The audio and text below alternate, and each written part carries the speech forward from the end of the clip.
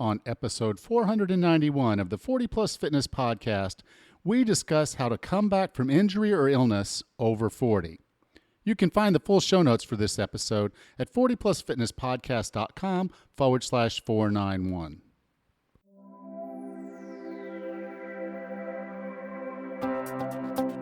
Have you decided you're ready to make a change? To reclaim your health and fitness? The 40 Plus Fitness Podcast is here for you. I'm your host, Alan Meisner. I'm an NSAM certified personal trainer with a specialization in corrective exercise and fitness nutrition. Let me be your coach as you find your way on your health and fitness journey. All right, let's go. I was chatting with someone the other day who's been a long-time listener of the podcast, and I asked her one simple question.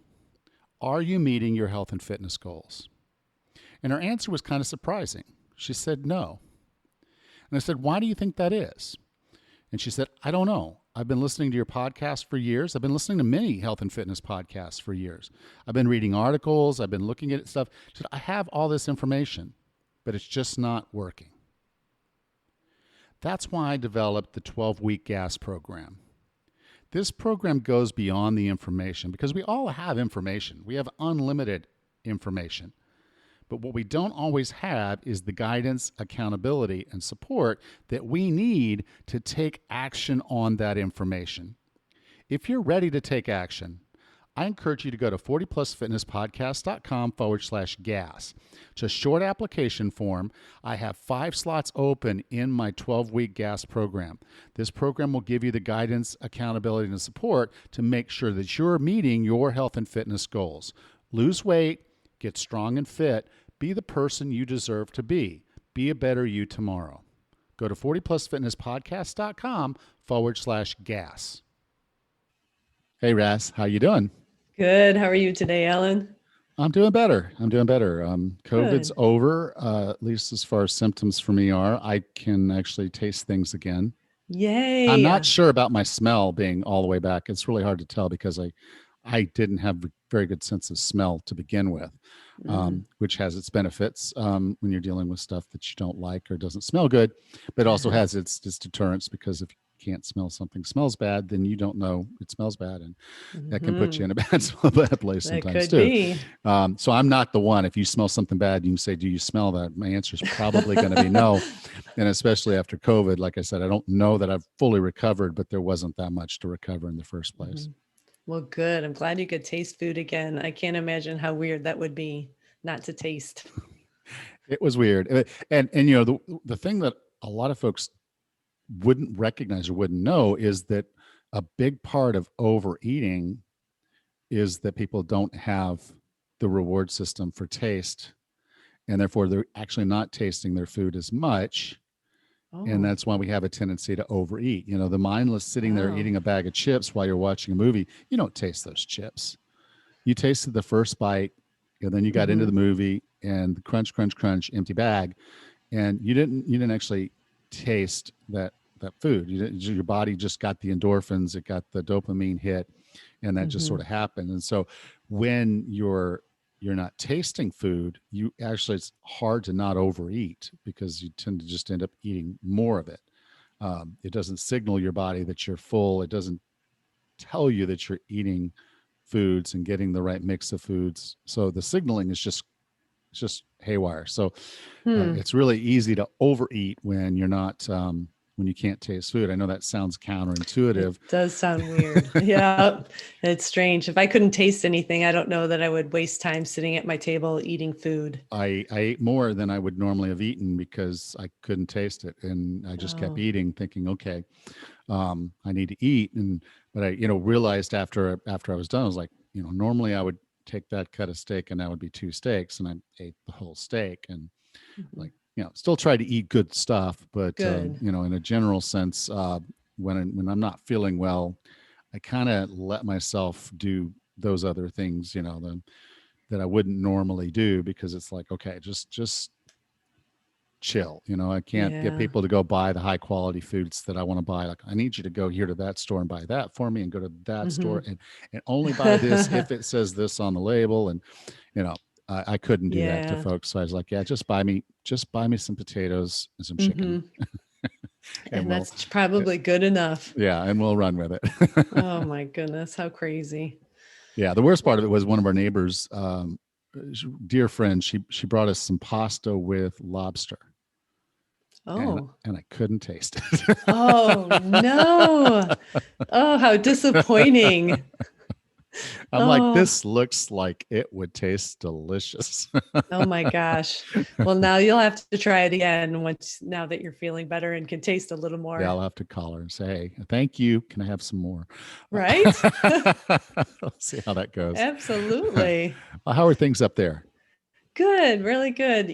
Funny thing happened up here the other day. We lost power for no good reason whatsoever. It was a beautiful morning, but we lost power. And so I just went about my day cleaning. I knew the power would be back on in a few hours. But the funny part was every time I entered a room, I turned on the light switch because it's such a habit. And I knew the power was out. I knew what I was doing because the power was out. But every time I entered a room, I kept turning on the light switch. And it got me thinking about habits. And I do have a lot. I drink coffee every morning. That's my morning habit. And I do like to run, and I do prefer running in the morning. But I'm being kind of forced out of that habit right now because my 50-miler that's coming up starts at noon. So I've had to adjust that habit to run later in the day. And it's been a challenging adjustment for me. And I'm actually looking forward to getting this race over so I can go back to running in the mornings again. I am Yeah, really a creature of habit. well, we all are. We just, like you said, we don't necessarily recognize it until something brings it to our attention. Like the Hmm. light switch thing. Yeah.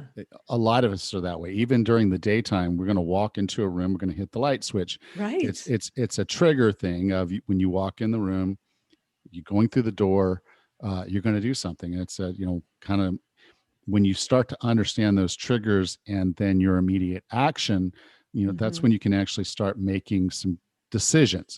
Can I Hmm. change this habit? Do we need the light on every time I walk in the room? And the answer, at least half the time, is probably no. Hmm. um, Right. Yep. because half the time this is daylight and half the time is Hmm. dark. So half the time you don't necessarily need that light on, but that's not a habit that from a health perspective, is damaging. But a lot of us do have those triggers for the Yep. bad habits, Hmm. and so being aware of that self-awareness is really, really important. So it's good to mix up your schedule. It's good to Yeah. kind of have a little bit of that. It's a learning opportunity. When you said strange thing, the power went out, I'm like, what was it, Tuesday? Because that happens every day here. Oh gosh. Not Oh every my day. No, goodness.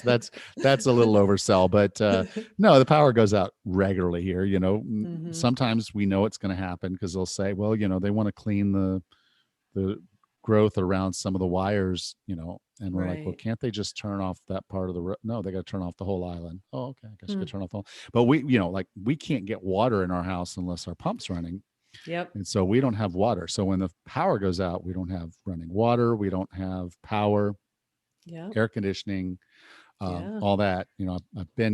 I've set it up now. My wife, we have uninterruptible power supplies here. Oh, I almost good. have to. Yeah. So Hmm. I've got the Wi-Fi router, and the actual router, all of that's set up now on our UPS. So if the power goes out, we'll have power for at least an hour or so to Good. continue to do what we're doing. So if we were, like Snapchatting, it's like doing this Zoom call, um, Hmm. you know, it would all stay on. Everything around me would go dark, but then, we could still keep going, and then finish out what you're doing, and then say, okay, I guess I'll go read a book outside in the daylight. Right. But it happens. So you be Hmm. asleep and the power goes out, and it's like, oh, and so mostly I know it because the air conditioning goes off. But if I leave my phone playing the sounds of the fan, I'm Hmm. not going to wake up. Because I mean, Nice.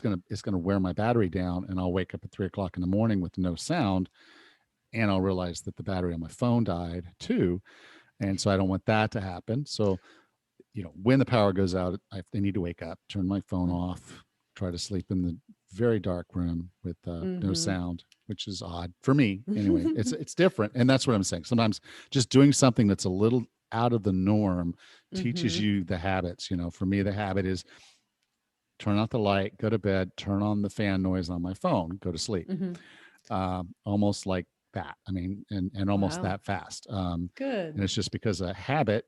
I have a sleep routine, Mm-hmm. and doing that sleep routine just kind of puts me into the next step of the habit, Mm-hmm. fall asleep.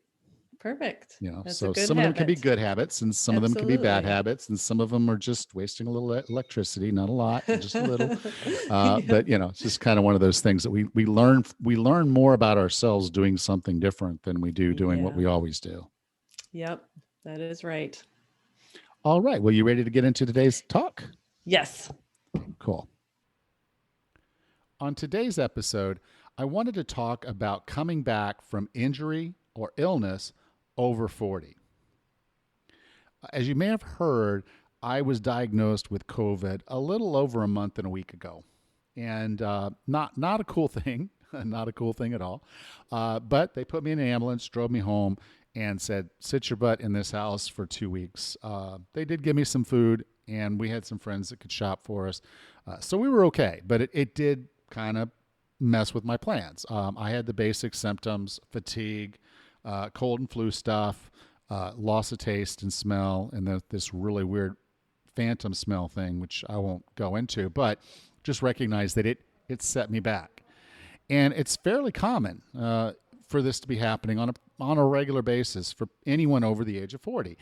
It's inevitable, I guess would be the better word, for us to have some form of injury or some illness over the course of our adult lives. And so, how we deal with this, particularly when we're over 40, is really, really important. Okay. So I'm diagnosed with COVID. I can't go anywhere. Definitely can't go to the gym. And while I'm on that topic, it's a regular thing people will be asking, typically during the cold and flu season. So maybe less now this time of year because we're really more kind of into the allergy season.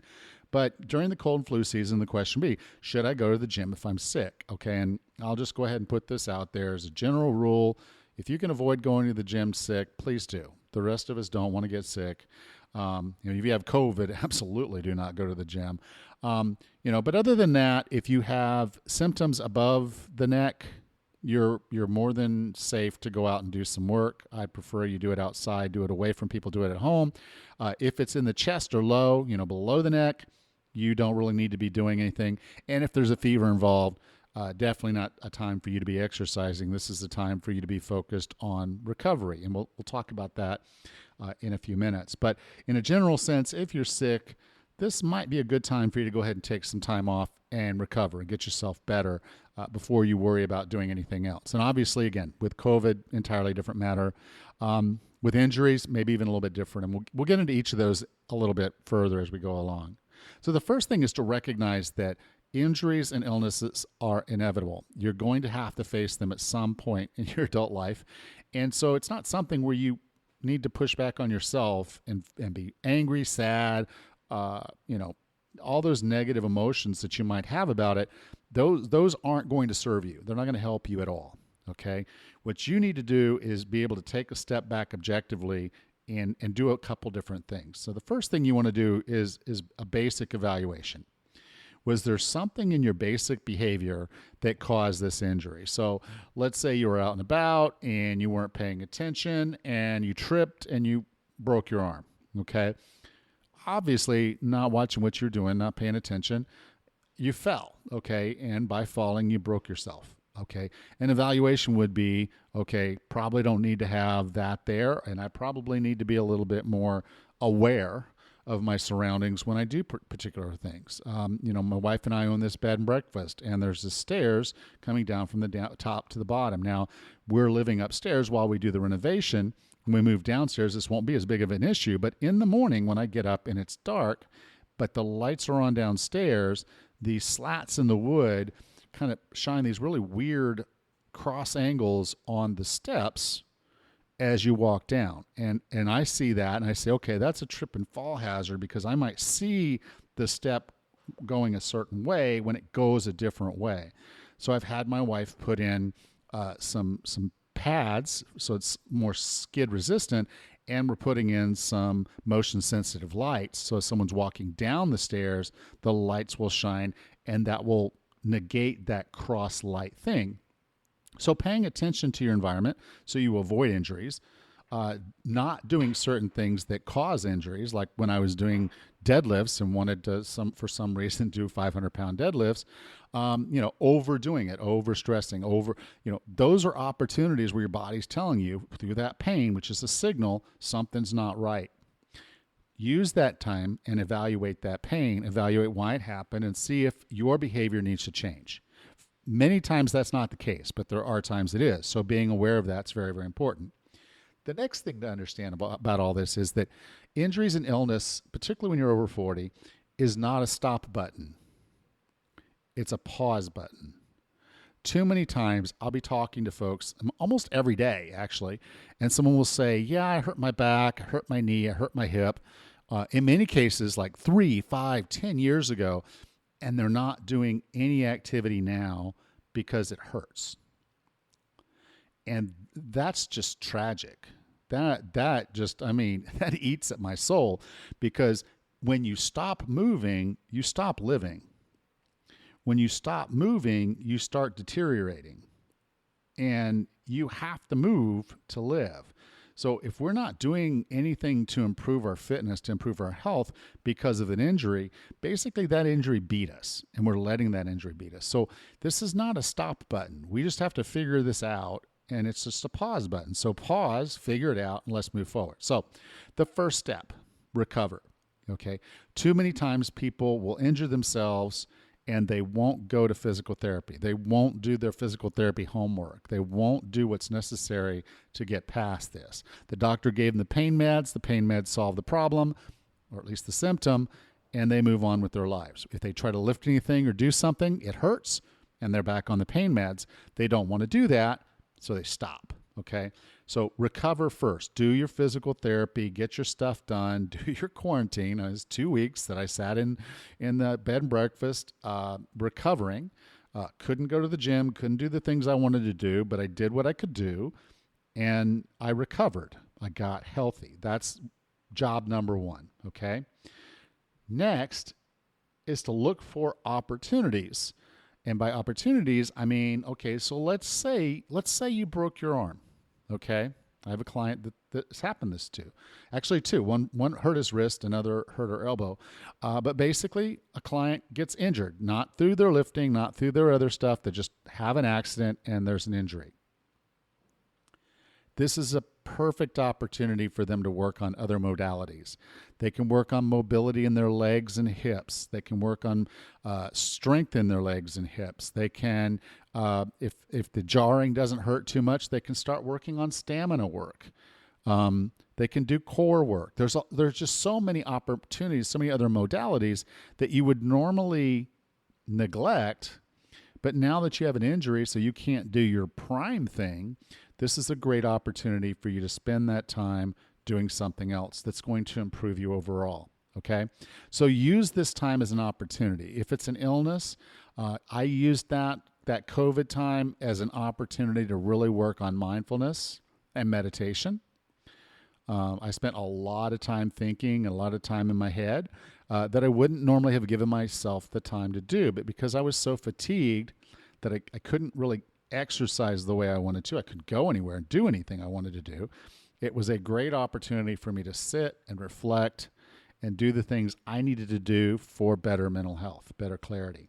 So look for opportunities during this recovery time. And then when you do come back stronger, have the plan, have the thing ready to go. And so we go into this injury and we're at a certain level, and too many times people will say, okay, well, I'm losing so much ground. I'm losing so much ground. The reality is you're probably not losing as much ground as you think. And if you're working on other modalities and other things, if you're taking those opportunities, you're probably a lot better off than you would have been otherwise. So take a step back. Yes, you do need to take that step back and then start to retrace your route. So how does this look? Okay. From a stamina perspective, let's say you did something to your ankle or your foot and you're no longer able to run. Okay, if you're out for a few weeks, maybe you cut down your distance and speed by, I don't know, 10%. If you're out for more than 2 months, you might have to cut back 50%. So what does that look like? Again, let's say you were running and your long runs were around, 5 miles. Your medium short runs were somewhere in the 2 to 3 miles. And so you go back to do your first run. After that, you're in the 1 to 2 mile range. Your long runs are more in the 3.5 range. And then you build up from there, and it'll come back pretty quickly. Muscle remembers. It can get back to its previous state pretty quickly if you don't let too much time pass.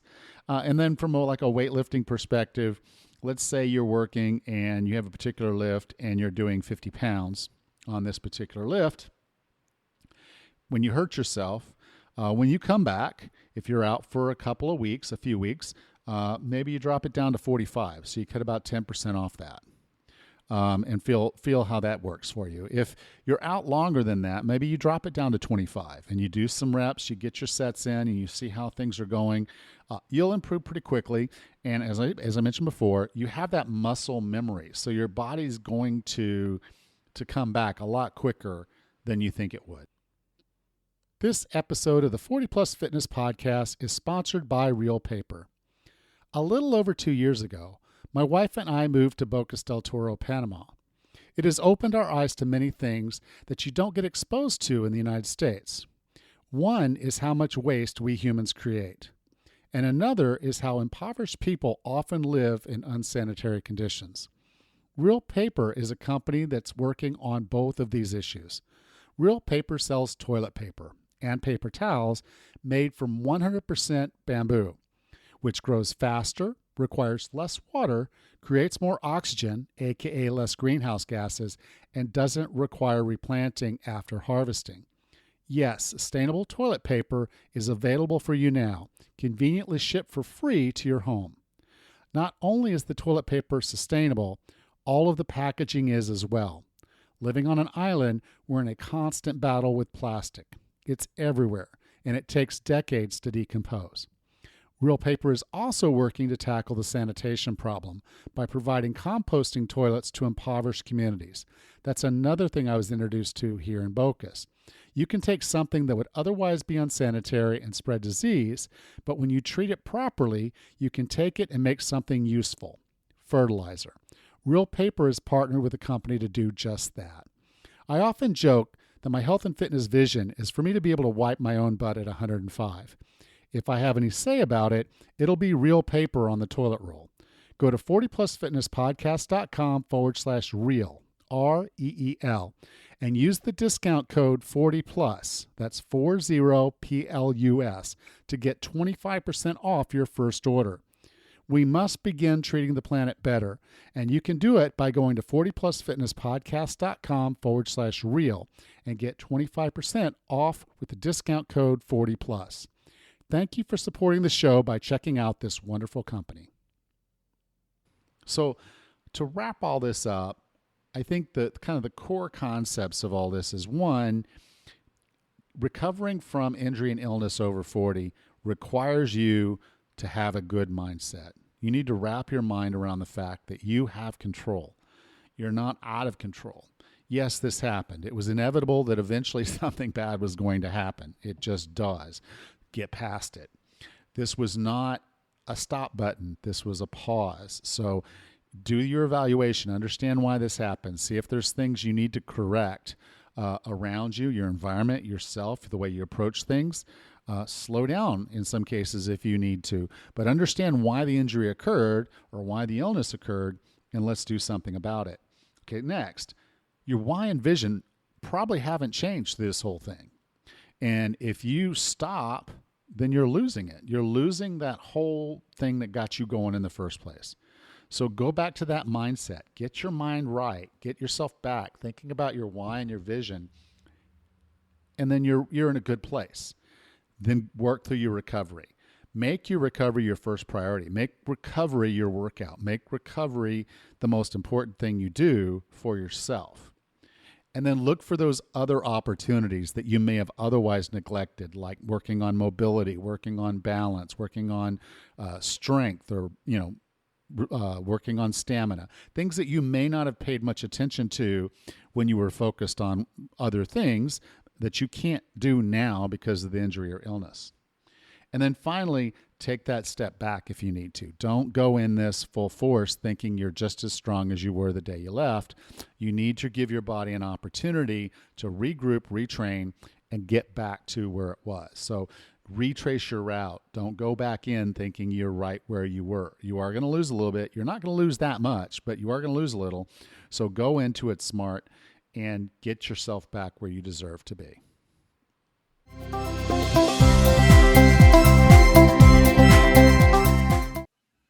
Welcome back, Raz. Hey, Alan, that is a really timely podcast. And all of the running forums I follow, there's a lot of questions from runners in particular about coming back from COVID, but also all the time, runners are always asking how to come back to running after an injury. So these are constantly timely topics, but in particular, they are good for today. Yeah. One of the things, particular with running and also with weightlifting, is the propensity to injure ourselves.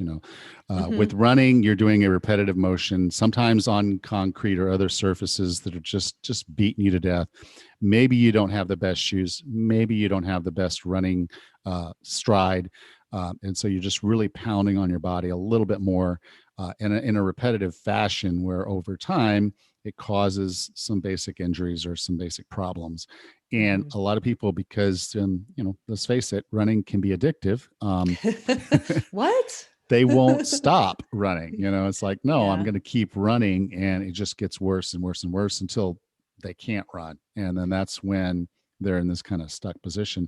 So yes, recovery from that. With weightlifting, it tends to be letting the ego get ahead of the body, and deciding, okay, I'm going to try to do this extra weight, and I'm going to get, this is going to be cool, and so yeah, I'm throwing 80-pound dumbbells onto my shoulders to do overhead press, and I feel good about being that strong until I hear a little crack and a snap, and now my rotator cuff is completely torn off my my bone, and that arm no longer functions the way that it did seconds earlier. And so doing the right things to recover from that. But you're going to go through something kind of interesting, but it's going to use a lot of these concepts that I talked about today.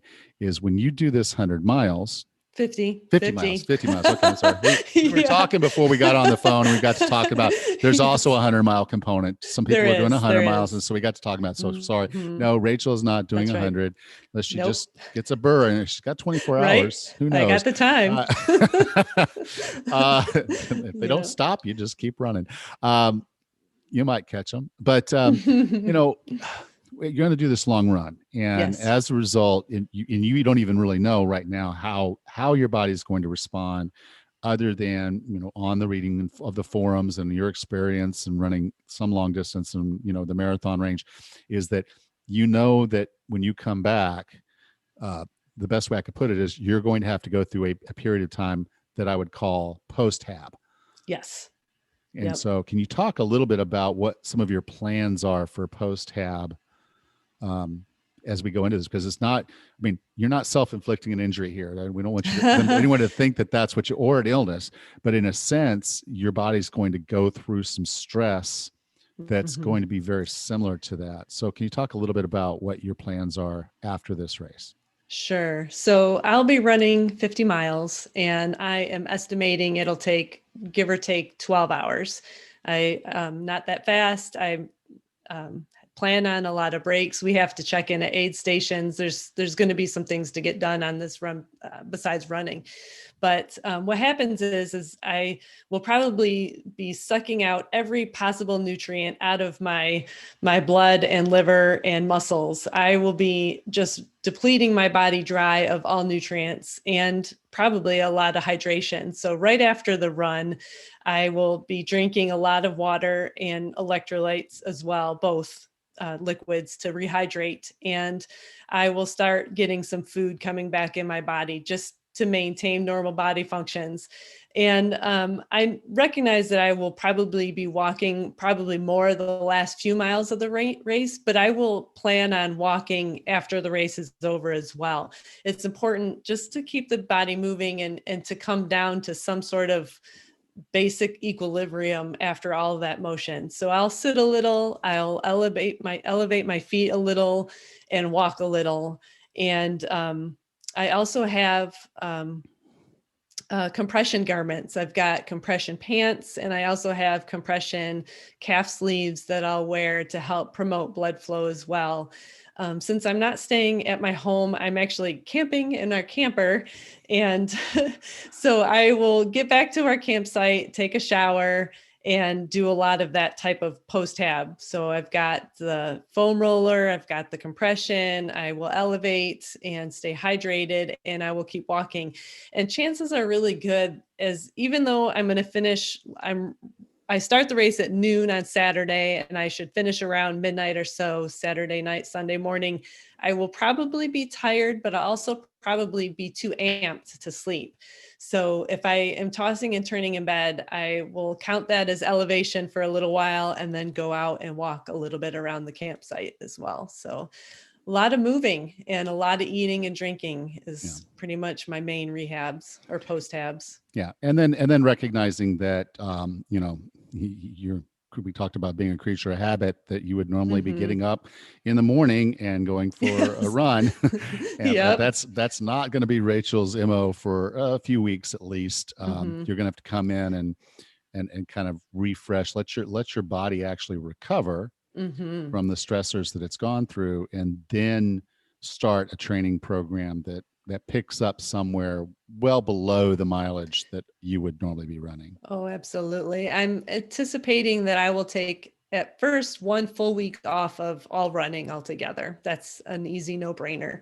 But I will be walking, and I will take dogs on walks. I will walk around my neighborhood by myself and just keep the legs moving and see how the muscles are responding.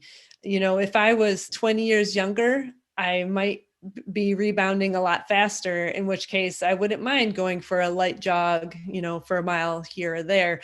But for myself, as I said, I'm approaching 50. Rehab and post-hab takes a little bit longer. Recovery just takes longer. And so I'll have hot baths and cold baths and walking, and I'll probably start a running regimen maybe a week to 10 days after this race. And when I do start, it won't be going back out where I was before. I'll probably do a walk run type interval, maybe run for a minute, walk for a minute or a couple minutes, and just see how my legs feel. Yeah. If you haven't run before, then you might not recognize that there's a natural spring to your leg as you kind of are walking or running. And when you do something like this, like the 50, which I did before, and I did it like an optimal situation. It was a pine forest, a horse trail through a pine forest. So it was about as soft a Nice. place you could actually run on. So the damage to my legs from, hard or hitting was not the problem. It was just the total number of miles. But it was about a month for me from that 50 where I actually felt like my legs had recovered their spring, had recovered to a point where they were.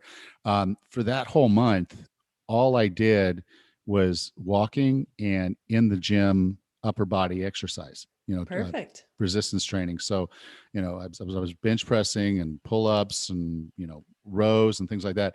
Nothing for the legs. Just let the legs recover, do some walking, keep the blood flow to them so they're repairing and doing what they need to, making sure you get plenty of protein and the other things that my body needs for that repair. So for me, it was still, I was kind of astounded because I was 29 and it literally took me a month to really feel like I was ready to run again. But, and I think I've told this story right after I finished the race, I pulled a Forrest Gump and said, I'm tired, I'm going home. And I haven't run anything longer than a 10K since then. And I even did that one under protest because it was a friend. It was a friend. She calls me up and says, my niece is running this 10K tomorrow. And, we told her we would go with her, but she doesn't want to walk. She wants to actually run it. And you're the only person I know that can run that far. And I'm like, Aw. okay. So I ran that 10K with this girl, and I thought the girl was going to burn out because she just took off sprinting. I'm like, Oh okay. gosh. It's like, you can't keep sprinting like this and think you're going to do a 10K. And she proved me wrong. Uh, I think I broke my PR on that 10K, but this girl was Wow. flying. So That's definitely, awesome. definitely a young athlete in the making there. But because I think she was like 9, and I was like, Oh my okay. And she gosh. just took off. I'm like, okay, look, got to pace yourself. No, this You girl know, just, all out. yeah, She all turned out. on the And she burners. kept doing it. So that was what was surprising to me, Mhm. is like her. Yeah, I was like, okay, you got something special here. But For sure. that was the only one I ran. And like I said, I did it under protest and for a really dear friend at the time. So I was like, okay, I'll do this. But, and I didn't think I was going to have to sprint it myself, but I did. Um, but it's just as we kind of go through all of this and recognizing that, injuries and illness, they're going to happen. Hmm. And sometimes you have a little bit of knowledge, a little bit of opportunity. Like when I hurt my shoulder, I knew, okay, I'm still, this is again probably too much ego, but it is what it is. Ego hurt me, and then ego kept me from deciding when I was going to do my surgery straight away. I said, well, I've got this Spartan coming up, and I thought my brother was going to be doing it with me, so I was like, I can't cancel on him. I've Hmm. got to do this thing. So I had it in my mind, I was going to do it, and then I would go get my surgery. And so I did that. I also jumped out of an airplane for Tammy. She wanted to do that. So as part of that whole weekend was I went up there and did a Spartan, and then I jumped out of an airplane the next day, Ooh. um, all with a torn rotator cuff. Oh my. And so I knew I was going to get the surgery, but I arranged for 3 weeks where I was not going to be traveling for work. So I knew, okay, every day I can go in if I need to, I can go in and get my physical therapy, because the doctor was telling me, he didn't know what the physical therapist was going to need to do, but it was Hmm. going to be a few times a week for about 6 to 8 weeks, maybe up to 12, depending on how I did. And Hmm. so I kept training. I kept doing stuff physically. Anything that didn't hurt my shoulder, I kept Hmm. doing. And then I Good. scheduled my surgery, and I went in for the surgery and came out, and I went into rehab, went to the physical therapist, and he's like, your range of motion is phenomenal. He said, what did you do? Because he said most people would come in, from adults. Not, he said, I deal with athletes. He said, I see athletes, they come in like this. He says, but you're not an athlete like that. You're not a college athlete like that. He says, what are you doing? I said, well, I just kept training. I said, if it didn't hurt, I kept doing it. He's like, well, most Hmm. people, yeah. He said, most people would have put their arm in a sling and stayed in a sling until they got their surgery. Then they'd have finished their surgery and they'd waited for a few weeks. And I was like, no, I got my surgery on a Thursday, and Monday morning I was in therapy. And Good. so, if you can plan it, like you're planning your post hab on your Yep. run, the timing of your run, when Hmm. you're going to finish even, and you've got a Hmm. plan. And Yep. so if it's an injury and you're going to go in for surgery, talk to your doctor, talk to, if you can, a physical therapist, know what the plan is for your recovery so you can hit it running. There's things you need to be doing before the Hmm. surgery, do them, Yeah. and do it all. Do your homework. When the physical therapist says do this 3 times a day, do it. Yeah. Just do it. Yes, it's inconvenient to take this and put it in cold water and then pull it out and put it in hot water and pull it out and put it in cold water. It doesn't feel good, but it helps. It It definitely makes things does. better. And so making sure that you do your homework, set yourself up. And illness and injuries are going to happen to us, and we don't necessarily have a plan. We didn't plan for it. It just happens, and then we have to deal with it. But if you can control certain things about it, you'll recover a lot faster, and be a lot stronger for it. Let me just highlight that right there, Alan, because I want to point out that you'll be a lot stronger for it. I mean, just because you're injured doesn't mean you're out. And you could have the best comeback you've ever seen in whatever sport that you do. I'm sure your shoulder feels great now when you lift, Yeah, right? it's well, it is. It's funny because I in talking to the orthopedic surgeon, he said, he said they did a study. He said every cadaver, they cut up in these cadavers who were in their 90s, Uh, people who died in their 90s. And so they went through and they were looking at them, and they saw every single one of them had a torn rotator cuff. Some of them had hmm, had surgery for it and others had not, but hmm, every single one of them had an impingement and had a problem with their shoulder, the rotator cuff. Hmm. And so he said it's inevitable for most of us, we're going to have that problem.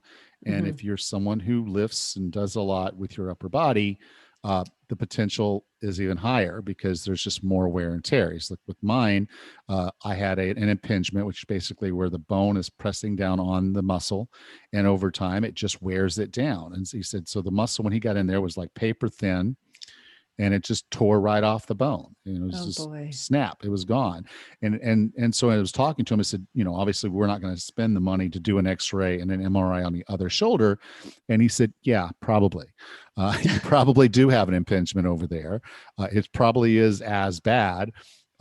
This one just broke first. Mm-hmm. And so what do I don't do right now? I don't lift 80-pound dumbbells up to my shoulders to press over my head, because I recognize the heaviest thing I'm ever going to have to press over my head is a carton of Christmas decorations that I'm going to have to put on the top shelf in our storage. Mm-hmm. Other than that, there's nothing heavier. There's definitely nothing 160 pounds that I need to put over my head for any reason whatsoever. And if I did, I'd call somebody's to come help me. Sure. So, recognizing that, ego can get you broke, Sure. and Yep. recognizing those limitations that we have. Part of that self-awareness is, I know that I probably have an impingement on my left shoulder. Mm-hmm. So I'm not doing things that I know would adversely affect that, but I'm doing what I need to do to be functionally fit. Perfect. Fit to be the best Alan I can be. Mm-hmm. And that doesn't necessarily mean that I have to be able to deadlift a certain amount of weight or press a certain amount of weight over my head. It just means when it's time to get the Christmas lights down, I can do that. And when it's time to put them back, I can do that. Perfect. Well, it's just the point is that you know what your potential weakness could be, and you just need to work around it. And you're doing just that. That sounds perfect. Yeah. So good luck with your run. Thank you. Good luck with your post tab. Yes, thank you. So I think maybe the next time we talk to you, I think we're going to be talking to you relatively soon after your post tab, maybe about a week after you finish your run, maybe a little over a Yep. week before, when you finish your Or run. so. And so at Yeah. that point, you should have some pretty interesting stories to share with us. So I'm I looking hope forward to to that. have, yeah, hope to have some good tales to tell. That's how you get them. You do something you've Mm-hmm. never done. You do something that the vast majority of people who have never done. Mm-hmm. And now you've got a story. Now you've got a life. Now you've done something special. And so I always encourage people, if you don't have a big audacious goal of just something exciting that you wake up in the morning and know, this is why I'm running, this is why I'm lifting, this is why I'm living, I want to do Mm-hmm. this thing. And it can be a vacation, it can be a run, it can be a combo. Camp out, Yeah. run, Right. like you're My doing. favorite. Yep. So just recognize that you're going to have a lot of fun. You're Yeah. going to have a good bit of pain. A little bit. You're going to have some challenges. Mm-hmm. And you're going to have the pride of knowing that you took 100% of you out on those Indiana roads and Mm-hmm. left it all there. It'll be great. Yep. I'll be up in northern Michigan, actually. Oh, I thought it was But Indiana. I don't know why I thought yep. you were going to Indiana. Nope. Heading north. So Okay, north. Okay. yep. Looking forward to a new adventure. That's for sure. All right. Well, we'll talk to you then. Thanks. Bye. Next time on the 40 Plus Fitness podcast, we discuss the 10 weight loss myths for people over 40. Until then, have a happy and healthy week.